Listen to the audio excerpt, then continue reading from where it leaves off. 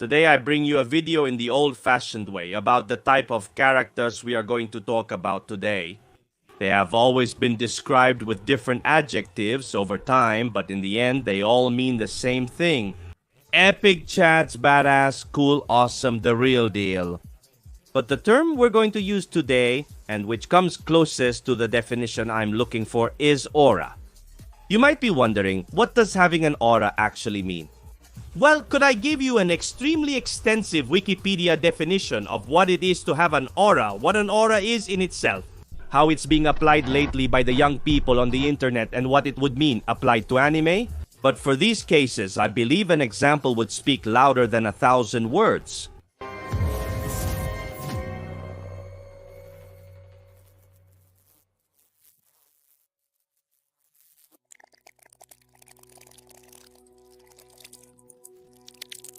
What is this?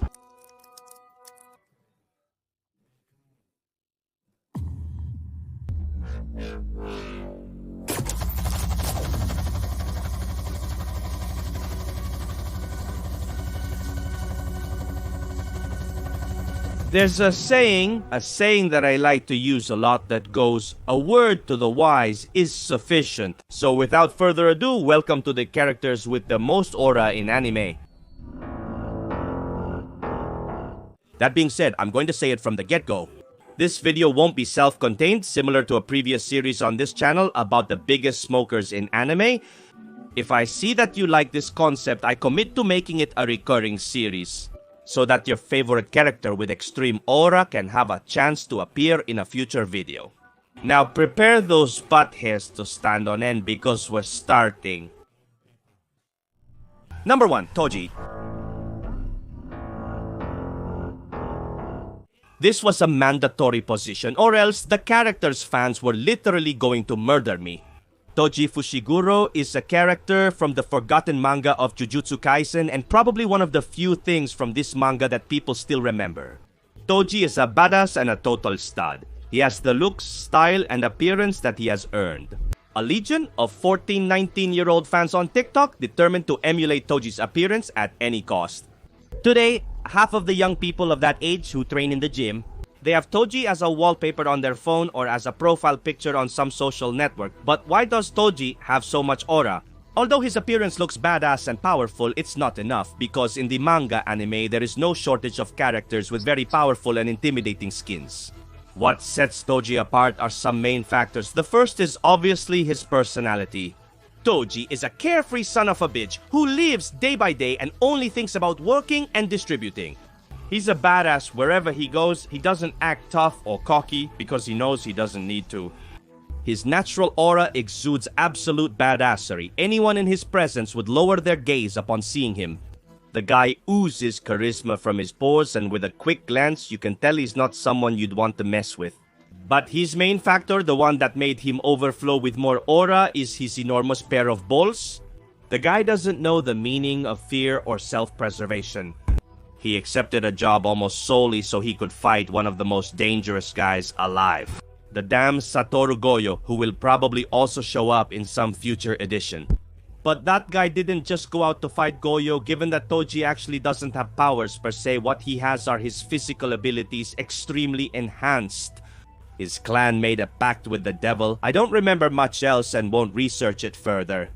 Well, the point is that even Toji was able to defeat a very inexperienced version of Gojo, exuding aura and testosterone everywhere.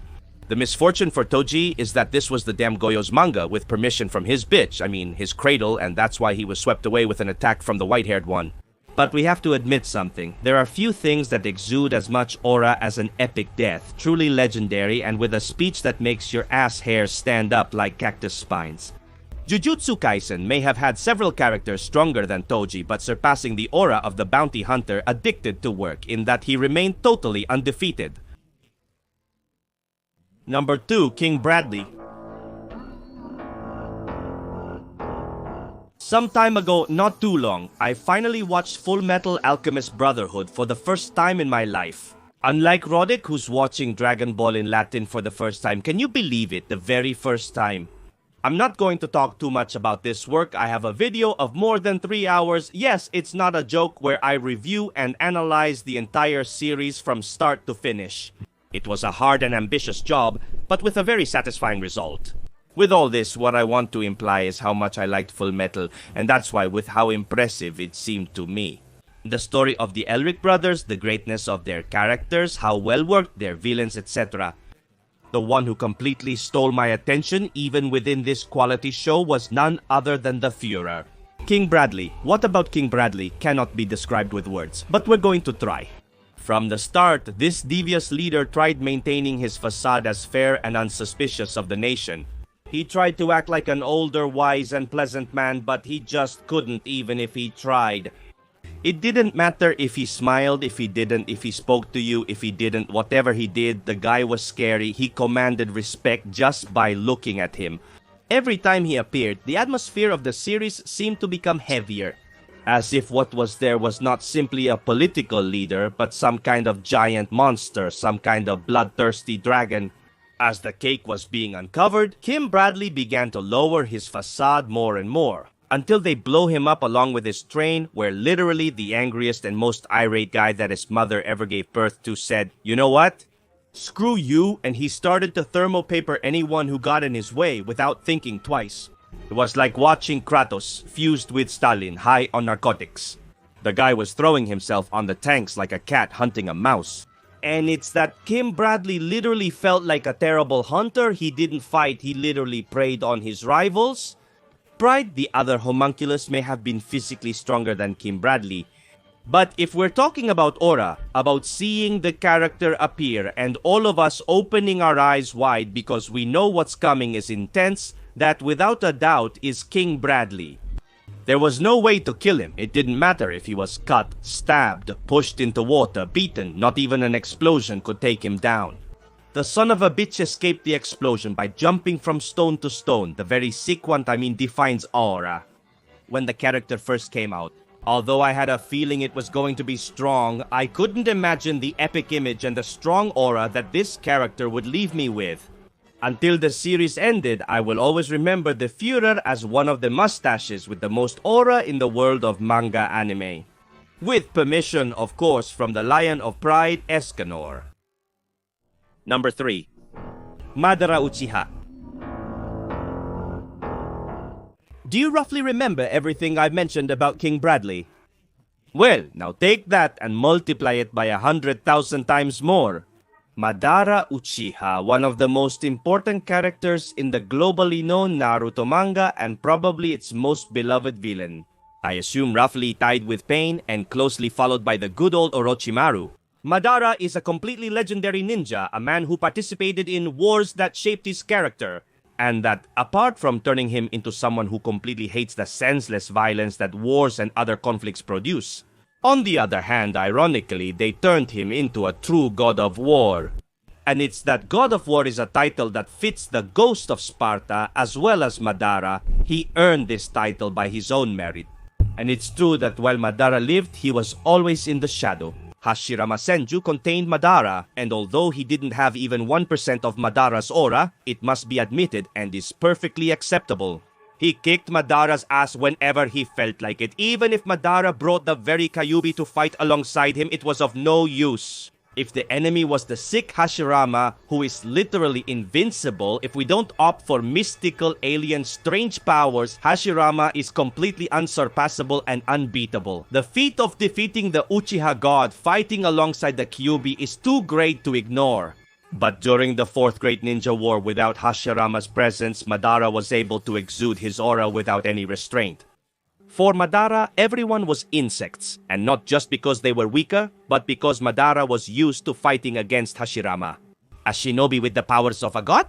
So Madara looked at the shinobis of the Alliance in the same way you would look at an ant colony, exactly the same threat the entire Shinobi Alliance represented to Madara as ants do to you. Everyone was so aware of the danger and certain death that fighting against Madara represented. Uchiha so feared by shinobis that some began praying before battle, gripped by sheer dread of this ominous Uchiha. Madara's feats that radiated aura are countless. The double meteorite he threw at the Toshikage was masterful. The first time he showed the Susanoo against the Alliance, the impact against the Alliance itself where he crushes them like flies, the fight against all the Kages, and he's famous. Do you want the clones with or without Susanoo? His look posing shirtless in front of all the bijus like I'm going to give you a hard time for a whole month. Even how he skewers Sasuke in the non-homosexual sense of the expression, or how he devours Tobirama, except for his interactions with Hashirama, where he still looks like a puppy the rest of the time. That is 99% of his time. On screen, this man behaves like a real demon with a completely infinite level of aura.